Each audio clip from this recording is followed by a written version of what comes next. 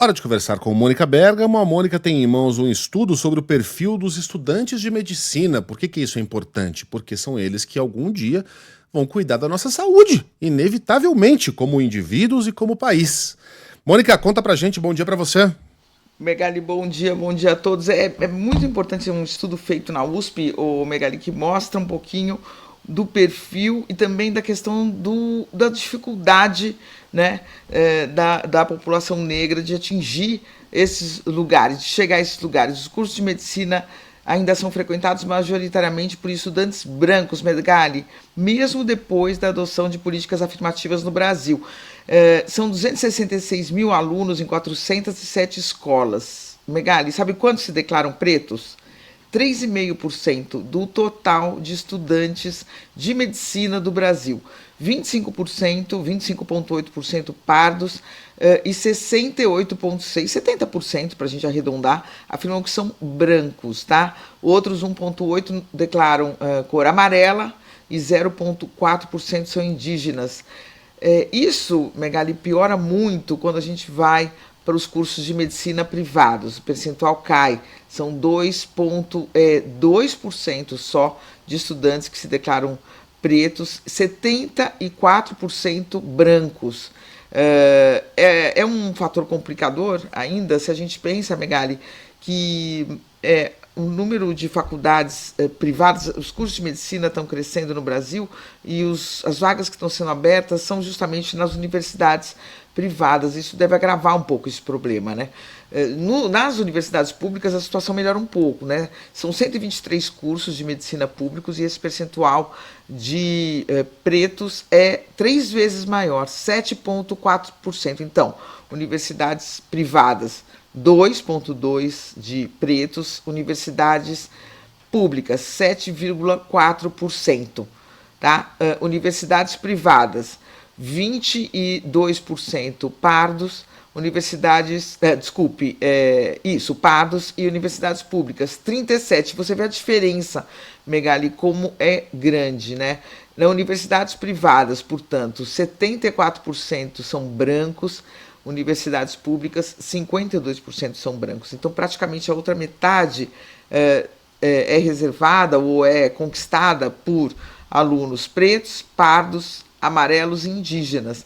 Uma coisa muito mais próxima do que a população brasileira, né? A população brasileira, Megali, tem 10% de pretos, 45% de pardos e 43% de brancos. Então você vê que a universidade pública ainda não atingiu os mesmos níveis, mas está nesse caminho, né? E qual que é a explicação? Quer dizer, a maior presença de negros, amarelos e indígenas nas faculdades se explica pelo fato de a lei de cotas de 2012 ter vinculado as instituições federais, né, e ter sido seguida pelas instituições públicas estaduais também. Não era obrigação, mas elas foram seguindo e adotando políticas afirmativas muito firmes que conseguiram mudar um pouco esse quadro nas universidades públicas, dar maior chance, dar maior acesso, né? Então, o professor Mário Schaeffer, que é da Faculdade de Medicina da USP, que coordenou esse levantamento, ele fala isso, que no sistema privado essas coisas vão se dando de forma muito lenta, né, por essas adoção de políticas afirmativas, quando existem, né, e isso se reflete nesses números de inclusão.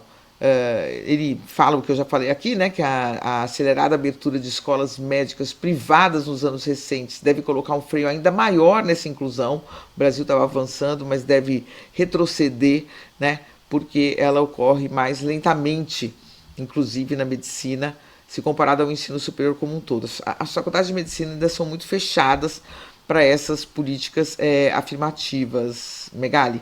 Isso também se reflete na residência médica, tá? Na residência médica, 70% se declaram brancos, só 3% pretos e 24% pardos, Megali. Bom, e aí quando você tem uma situação dessas, né, perante a sociedade, é muito fácil, Mônica. Eu vou emendar uma noticiazinha aqui que está com o nosso Sandro Badaró. Eu acho que tem tudo a ver com esse recorte seu. Na verdade, a notícia do Sandro é um recorte, né? Diante de uma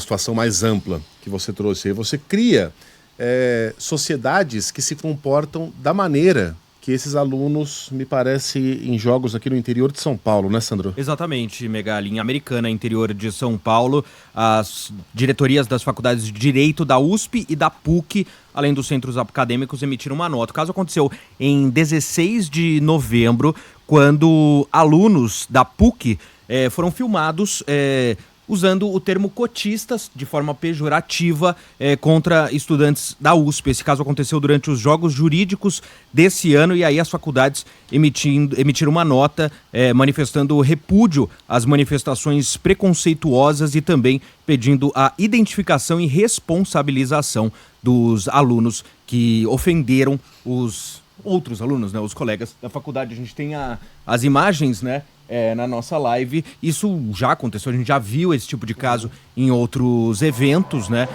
Essas ofensas, ou às vezes racistas, às vezes elitistas, contra alunos que entraram nas universidades por cotas. Você vê só, quando uma pessoa está numa arquibancada e do outro lado ela usa o termo cotistas como uma ofensa, ela não conhece aquela pessoa. Então de onde que ela tirou que aquela pessoa é um cotista? Da onde? Bom, acho que tá claro, né? É lógico. Visualmente falando, quando você usa o termo cotista como ofensa, você está se referindo a quem? Obviamente você está se referindo a uma pessoa negra. Então veja aí a mentalidade que acaba se criando nesses ambientes, Mônica. Cotista, é uma vergonha, torna-se né, uma ofensa. Pra PUC, é uma vergonha para a USP não tomarem nenhuma providência maior sobre esses estudantes, não fazer nada educativo. Megali, isso não é a primeira vez que isso acontece, isso tem acontecido nas classes, são diversos os casos, nas redes sociais, assim, a ponto de discussões sobre questões de estudantes na PUC. Vai ter catraca na PUC ou não? Aí os alunos mas vocês são cotistas, quem sustenta vocês somos nós. Um negócio assim vexaminoso, vergonhoso. Até porque não são vocês, são seus papais, né? Vamos falar a verdade lá? Eu conheço isso, bastante a demografia da PUC, tá? 99% ali tem a mensalidade paga pelo pai. Não tô dizendo que são todos, tá? Mas a grande maioria ali tem a mensalidade paga pelo papai. Então não vem com esse papo meritocrático, falso meritocrático, não. Não tem um tostão furado no bolso, vivem às custas dos pais e tem que viver mesmo, porque é um momento de estudar. Mas vem falar uma coisa dessa. Se fosse minha filha, eu expulsava de casa, Megali. É uma coisa inadmissível. Mas é um reflexo dessa pesquisa que eu trouxe aqui, né, Megali?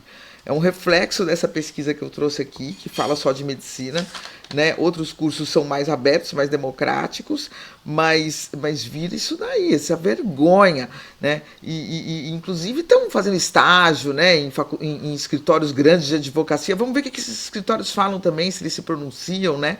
Se eles têm alguma ação educativa. Eu não estou falando de expulsar e nem de demitir, né? Mas uma atuação firme para que essas pessoas entendam o que elas fizerem, porque a informação que eu tenho, Megali, é que esses estudantes não pediram desculpas, não demonstram arrependimento, estão achando que fizeram tudo certo, que era só um grito numa torcida, era só uma brincadeira.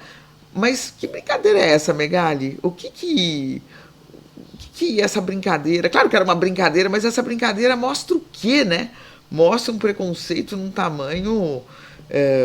chocante, né, Megali? É chocante. É chocante. Essa pesquisa que eu mostrei aqui é chocante e vai piorar, as coisas estão retrocedendo no Brasil.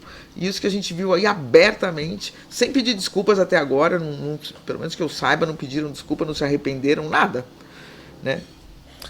Não, é claro que eu sei que isso aí é uma tradição nesses jogos universitários. Na cabeça desses caras é brincadeira. O que eu estou dizendo você cria ali uma sociedade, um ambiente, um microcosmos, e mesmo em tom de brincadeira, você tenta ofender, você pega o que vai ofender, o que vai machucar, você chama o cara que tem a orelha de abano de orelhudo, seja o cara que tem aqui narigudo, você vai lá e chama ele de Pinóquio, então você vai no defeito. Ou seja, na cabeça dessa galera, ainda que seja em tom de brincadeira, o cotismo é um defeito.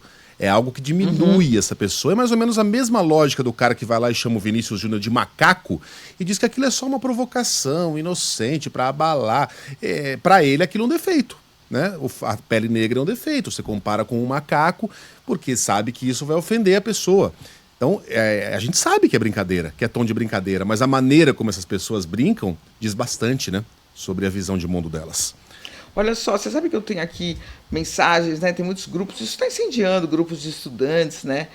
E aí tem aqui uma mensagem que eu achei que eu recebi de uma pessoa que é cotista, né? Que ela fala aqui, ó, essa situação fala muito sobre a PUC. Você, como bolsista, encontra meios de pertencer. Muitos te incluem também, mas no fundo uma galera grande finge que você não está lá. Ou finge um ambiente igualitário, mas a gente sabe que no fundo não nos queriam ali. E que né, que se dane, vamos dizer assim, é só mais um obstáculo que nos faz ralar mais e conseguir conquistar mais uma vitória para a nossa família. Dá até emoção, né? De ler. Mônica Bergamo. Isso aí, Mônica.